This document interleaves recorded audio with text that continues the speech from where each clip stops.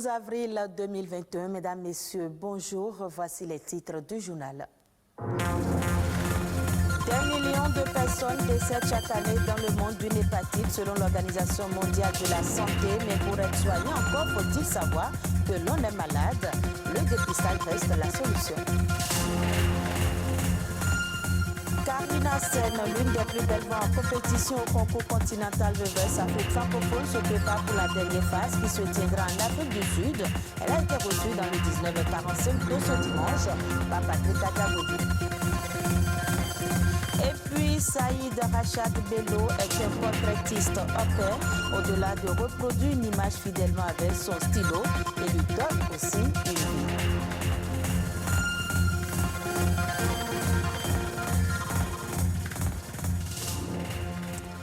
Merci de votre fidélité. Aujourd'hui et depuis 2011, chaque 12 avril, nous célébrons le début de l'ère spatiale habitée pour l'humanité. C'était un 12 avril 1961 que le soviétique Youri Gagarin a effectué le premier vol spatial habité. Cet événement historique a ouvert la voie à l'exploration spatiale pour le bien de l'humanité tout entière. En 2011, l'Assemblée générale des Nations unies a déclaré le 12 avril Journée internationale du vol spatial habité pour réaffirmer le rôle essentiel des sciences et des techniques spatiales dans la réalisation des objectifs de développement durable. Patrick Adjaboudi. «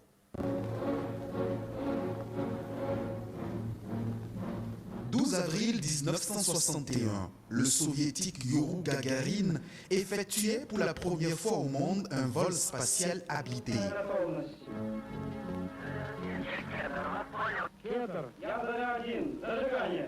Ce cosmonaute soviétique devient le premier homme dans l'espace. Cet exploit technique et humain ouvrait alors la porte à une aventure spatiale mondiale qui allait permettre de nombreuses découvertes scientifiques. 60 ans après, l'humanité se souvient toujours du premier vol spatial dans l'espace qui fut l'un des plus grands exploits réalisés par l'homme. Aujourd'hui et depuis 2011, chaque 12 avril, plusieurs pays à l'échelle mondiale célèbrent le début de l'ère spatiale pour l'humanité. Un vol spatial habité est un vol spatial avec un équipage humain à bord d'un véhicule spatial. Il se différencie des sondes spatiales, vaisseaux non habités ou des satellites artificiels contrôlés à distance. Les vols habités dans la Station spatiale internationale permettent d'étudier l'effet de la vie en microgravité dans plusieurs domaines. Depuis le 12 avril 1961, l'Organisation des Nations Unies encourage et travaille à l'utilisation au mieux des avantages uniques de l'espace pour le bien-être de l'humanité tout entière. Plusieurs dates retracent aujourd'hui l'histoire des vols spatiaux habités dans le monde entier, dont le 9 juillet 1963, date à laquelle la soviétique Valentina Tereshkova a été la première femme dans l'espace. 18 mars 1965, le soviétique Alexei Leonov est le premier homme à faire une sortie dans l'espace. Le 21 juillet 1969, Neil Armstrong, lors de la mission Apollo 11, fit le premier pas de l'homme sur la Lune. À ce jour, seuls 3 pays, la Russie, les États-Unis et la Chine, sont capables d'envoyer des hommes dans l'espace. Et si on parlait des hépatites, souvent qualifiées de tueuses silencieuses, les virus des hépatites sont multiformes et seul un dépistage précoce permet de connaître son état sémiologique. Quelles sont les voies de transmission et les traitements disponibles pour soigner les hépatites? Élément de réponse dans ce reportage. Dans le monde, il existe plusieurs formes d'hépatite virale. Selon le dernier rapport mondial de l'OMS, 325 millions de personnes sont atteintes de l'hépatite B ou C.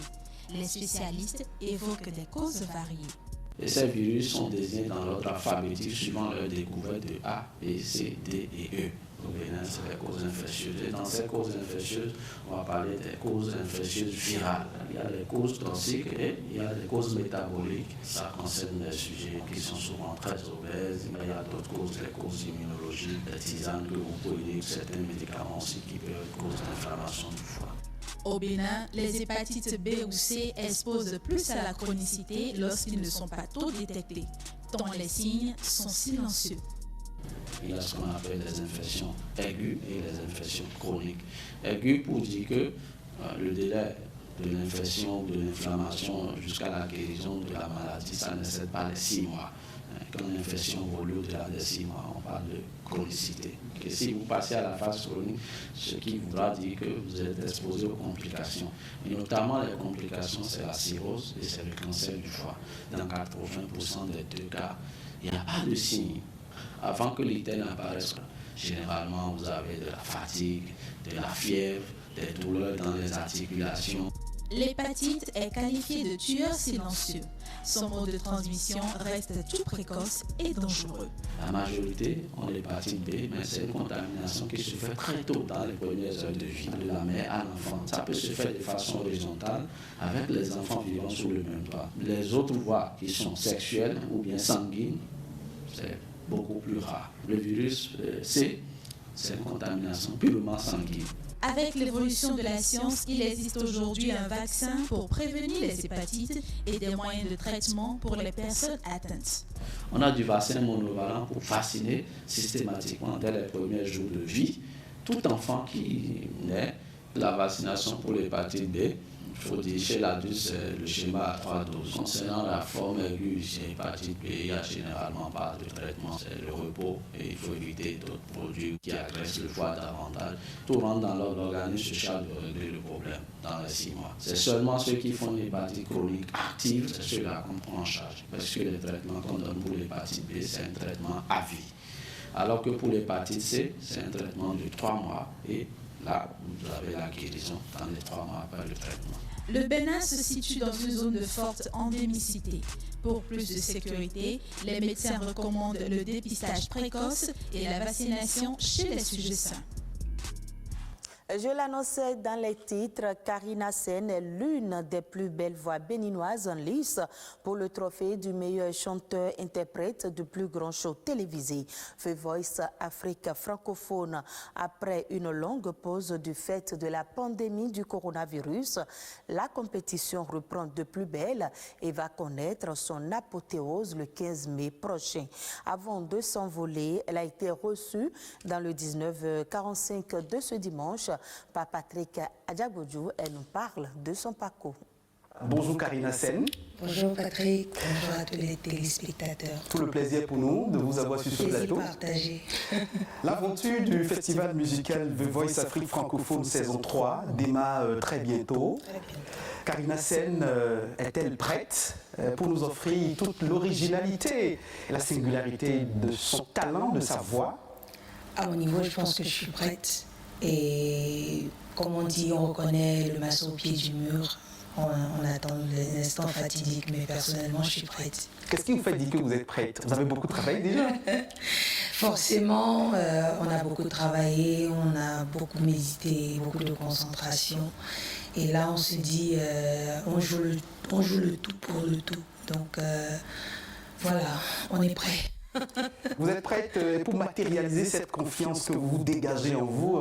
Comment se sont déroulées les répétitions? Est-ce que c'était en solo, avec un orchestre ou avec votre coach Lokwa Kanza? Moi personnellement, mes vraies répétitions, c'est l'écoute et la remission. C'est-à-dire, je rends ce que j'ai écouté, ensuite je personnalise le morceau. Donc vous écoutez plus d'autres chansons que vous aimez? J'écoute un peu de tout. Vous avez fait recours à un moment donné à votre coach Lokwa Kanza via WhatsApp, les canaux, pour demander conseil? Tout à fait. Surtout lui demander qu'est-ce qu'il trouve en moi que je devrais améliorer, parce que c'est souvent ce qu'on ne connaît pas. Et voilà, en fonction de ça, on travaille. On sait que vous êtes une passionnée du gospel. Est-ce que c'est uniquement dans ce registre que vous évoluez? Et si la compétition vous amenait dans d'autres registres, comment vous allez faire? Quand on va à l'école, oui. On ne demande pas au système de nous enseigner telle ou telle chose. Donc j'estime qu'en tant que compétition, ce qu'on me donne, c'est comme des leçons qu'on me donne parce qu'on estime que ça peut m'aider à arriver quelque part. Et on est en pleine évaluation, donc ce qu'on me donne, je vais rendre du mieux que je pourrais. Voilà, donc, mais personnellement, je suis une artiste gospel. Contrairement à la première phase où c'était les coachs qui devaient décider en fonction de leur expertise qui doit passer, de qui ne doit pas passer. Maintenant, c'est à vous, les fans, que revient le jugement à travers les votes, parce qu'il y aura des votes qui seront faits. Et au moment venu, je compte énormément sur vous pour voter massivement pour Karina Sen. N'oubliez pas son nom, ça reste là. Karina Sen. Et quand vous comptez sur vos fans, qu'est-ce que vous leur offrez? Alors j'ai un chant en tête, Persévère d'Olivier Choua. Si Dieu a mis un rêve dans ton cœur, écris-le, garde-le comme un trésor. Quoi qu'on dise, protège la vision avec passion. Merci Karina Sen. Oh oui.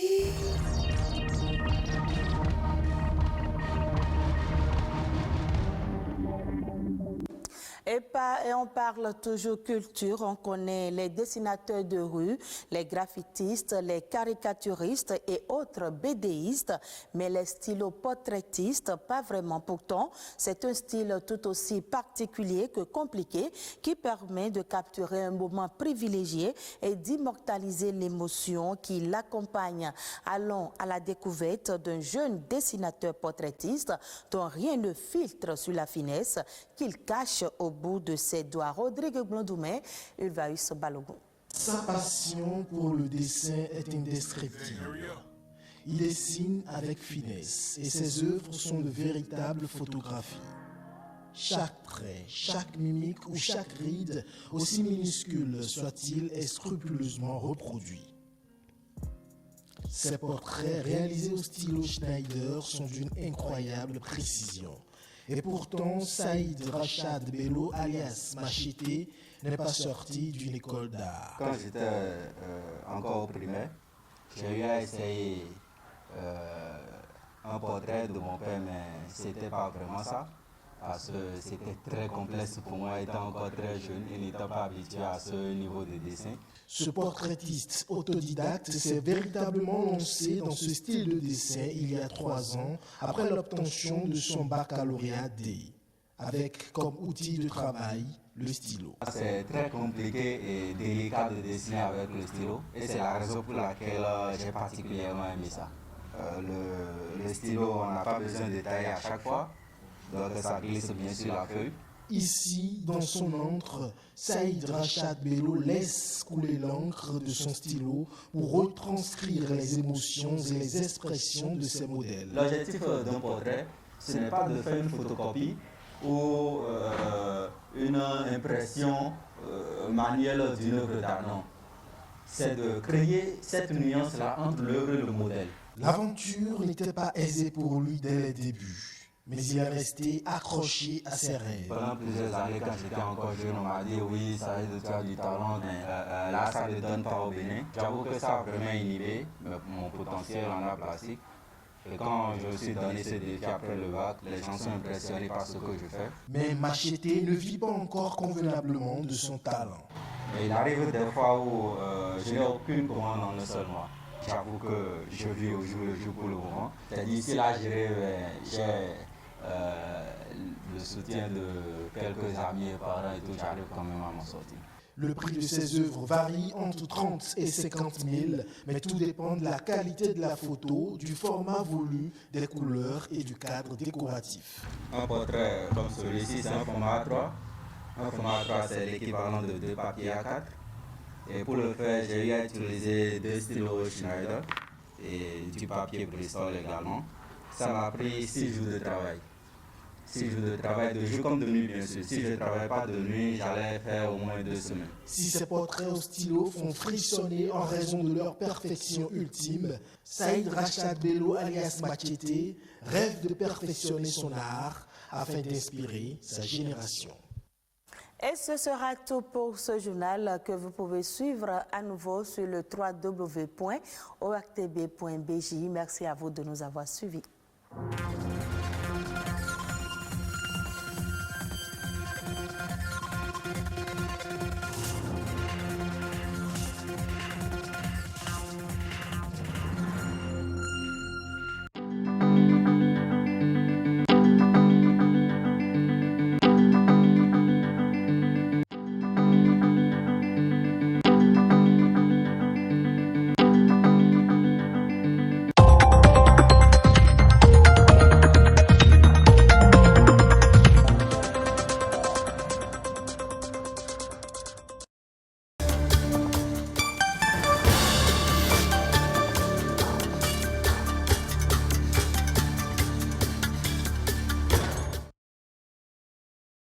Quand elle se rend à son lieu de travail dans la journée, c'est entre son téléphone, l'écran de son ordinateur et quelques rares fois les câbles techniques que Zérose passe le clair de son temps.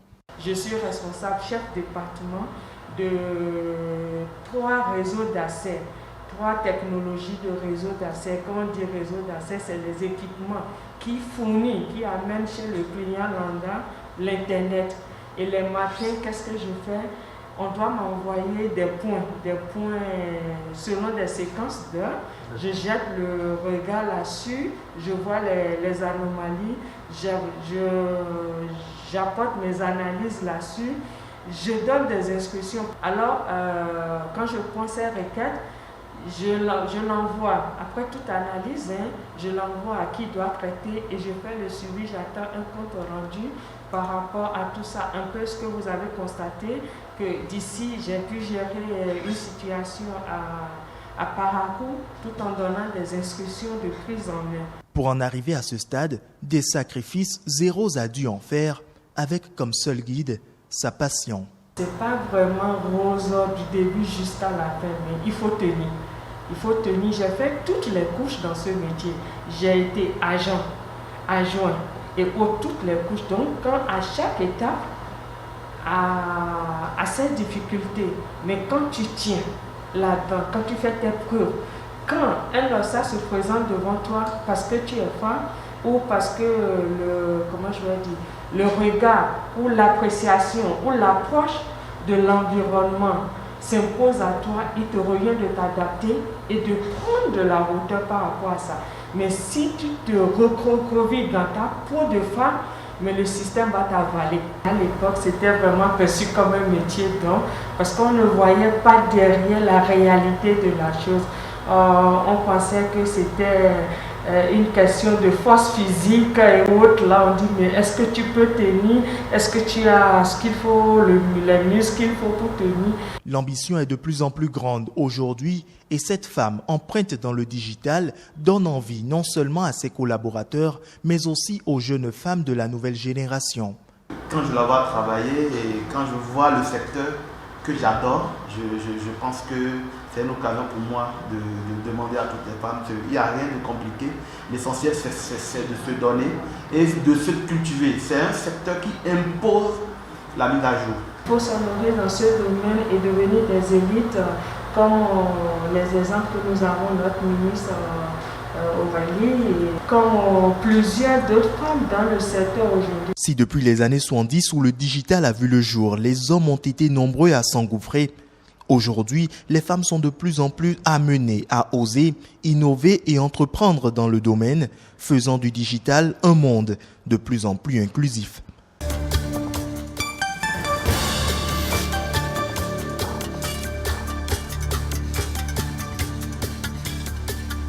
Bienvenue au Bénin. Paysage verdoyant, relief multiforme, faune et parc naturel, plages ensoleillées, cité balnéaire ultra moderne, rythme au corps, rite au cœur, vestiges et reliques d'une histoire séculaire, brave peuple, biens et personnes sécurisées. Le Bénin, terre de culture et de riches traditions, vous offre de grands moments de découverte et d'évasion. Venez visiter mon beau pays, le Bénin. Il vous surprendra.